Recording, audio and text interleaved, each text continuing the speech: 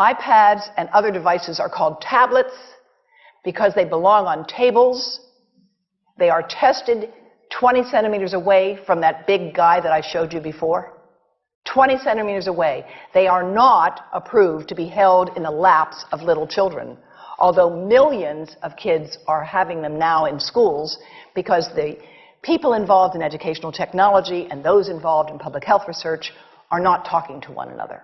Because if they were, they would understand that you're giving children a two-way microwave radiating device, and if you must give them such a device for learning purposes, put it on airplane mode so that it's not sending and receiving signals as it does otherwise. Now, this is some new modeling, again, that we've developed with colleagues in Brazil, and we can share with you how we've done it.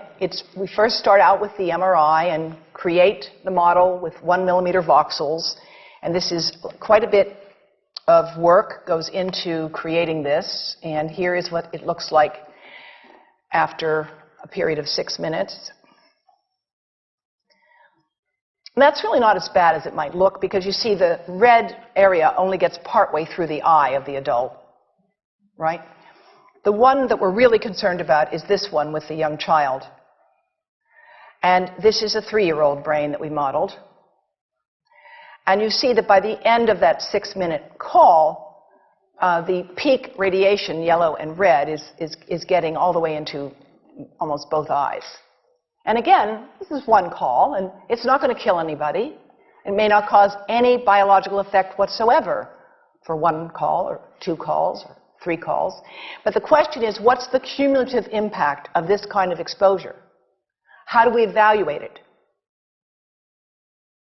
And I want to show you an example of some of the work that we are doing now that I'm releasing here for the first time.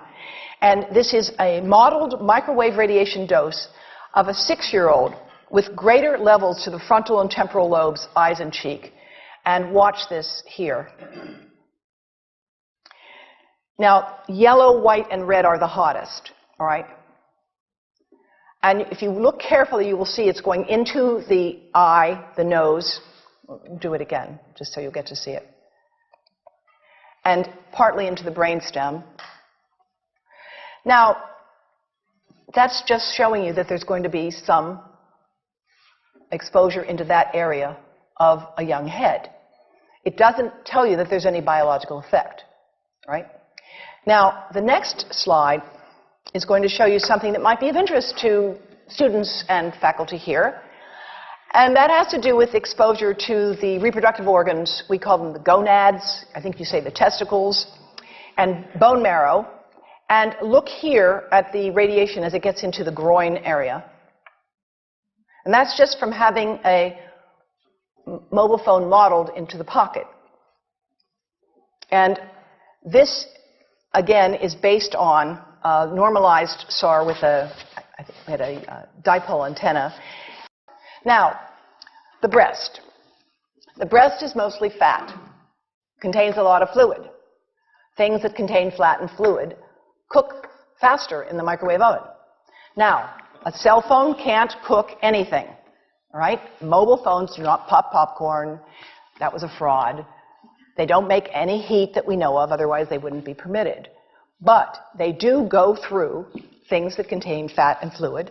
And we are now working at Environmental Health Trust with scientists at the University of California, San Francisco, scientists at formerly the president of the American Cancer Society of California, because we are seeing women who keep cell phones in their bras. Has anyone seen a woman put a cell phone in her bra? Hands up, please. Please tell them you've heard now why they shouldn't do that. And here I want to show you our first case report from 2009, and we now have many more. This was a Chinese-American woman who used her cell phone 4 hours a day in her bra for 10 years while she was driving. Now, and you drive with a phone on your body. The phone is smart. It's going to go from one tower to another, and it's going to say, here I am, where are you, here I am. And it's going to be going to max power each time it moves from one cell tower to another. And there it was right next to her chest.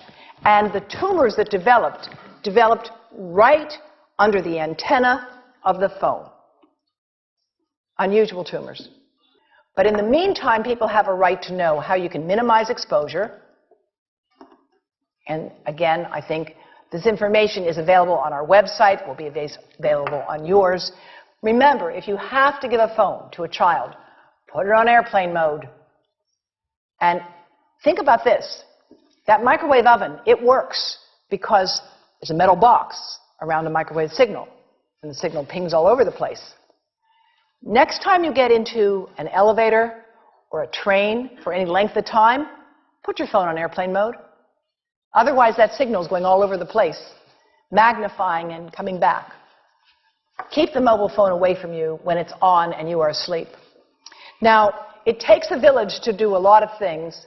These are some of the people whose materials I've used today with their permission, and I can't read this list to you, but I want you to know that I feel really honored to be working with some of the most talented people in the world on this issue. And they have given me permission to share these materials with you. And I leave you with this thought from Albert Einstein. The world is not dangerous because of those who do harm, but because of those who look at it without doing anything. So, thank you.